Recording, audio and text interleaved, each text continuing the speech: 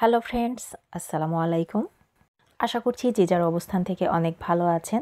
আলহামদুলিল্লাহ, আমিও ভালো আছি। আজ আপনাদের তৈরি করে দেখাবো ঘরে থাকা মশলা দিয়ে ঘরোয়া পদ্ধতিতে রেস্টুরেন্টের স্টাইলে ফিশ ফ্রাই। আর এই রেসিপিটি আপনাদের খুবই সহজভাবে তৈরি করে দেখাবো। আশা করছি আপনাদের কাছে অনেক ভালো লাগবে।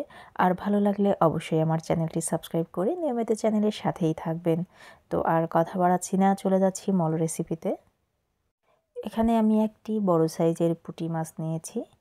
আর মাছটিকে আমি ভালোভাবে পরিষ্কার করে পানি ঝরিয়ে নিয়েছি। দেন একটি চাকুর সাহায্যে এভাবে কেটে নিচ্ছি। এমনভাবে কাটতে হবে যেন কাঁটাটি একদম কাটা পর্যন্ত বিঁধে যায়, অর্থাৎ চাকুটি একদম কাটা পর্যন্ত বিঁধে যায়, ঠিক এরকম করে কাটতে হবে। দিচ্ছি হাফ চা চামচ উঁচু করে লবণ, হাফ চা চামচ হলুদের গুঁড়া, হাফ চা চামচ মরিচের গুঁড়া এবং হাফ চা চামচের একটু কম হবে ধনিয়া গুঁড়া। দিচ্ছি হাফ চা চামচ বাটা মশলা, এক চা চামচ উঁচু করে পেঁপের পেস্ট।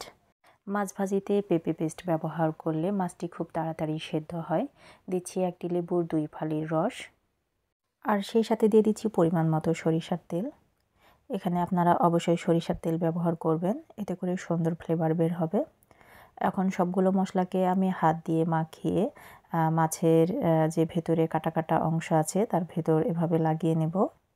এতে করে কি হবে যে মাছের ভেতর এবং বাহির থেকে দুইভাবেই মশলা প্রবেশ করবে, যার কারণে মাছটি ভাজার পর এটা খেতে অনেক ভালো লাগবে। আমি দেখাচ্ছি যে কিভাবে এর ভেতরে আমি মশলাগুলো প্রবেশ করাচ্ছি। আর মাছের ভেতর এভাবে মশলা মাখিয়ে মাছটিকে আমি কিছুক্ষণ ম্যারিনেট করে রেখে দেব। আমি এটা সঙ্গে সঙ্গে ফ্রাই করব না। চুলায় একটি তেলযুক্ত ফ্রাই প্যান বসিয়ে সেটা খুব ভালোভাবে হিট করে নিয়েছি। দেন এর ভেতরে আমি মাছটিকে ছেড়ে দিলাম। এই সময় চুলার জালটি মিডিয়াম থেকে একটু লোয়ে রাখবো, কারণ যদি মিডিয়াম তাপমাত্রায় মাছটি ভাজি তাহলে মাছটি উপর থেকে ফ্রাই হবে কিন্তু ভেতরটা কাঁচা কাঁচা থেকে যাবে।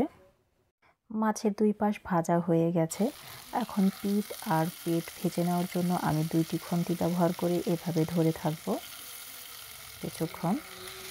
আমি উল্টিয়ে নিচ্ছি। এখন মাছের পেটটি ভেজে নেওয়ার জন্য আমি আবারও খুন্তিতে এভাবে ধরে নিলাম। ফাইনালি আমার মাছটা কুক হয়ে গেছে। আমার মাছ অনুযায়ী ফ্রাই প্যানটা অনেক ছোট, যার কারণে মাছ ভাজি করতে অনেক চাপাচাপি হয়েছে।